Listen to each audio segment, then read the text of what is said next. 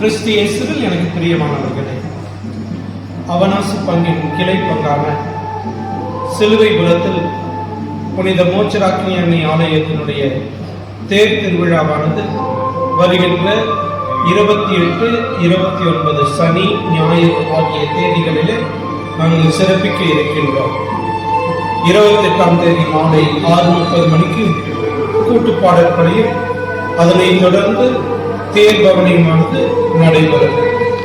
29ஆம் தேதி ஞாயிறு காலை 10:30 மணிக்கு திருவிழா சிறப்பு திருப்பலியும் வேண்டுதல் தேர்வும் நடைபெறும்.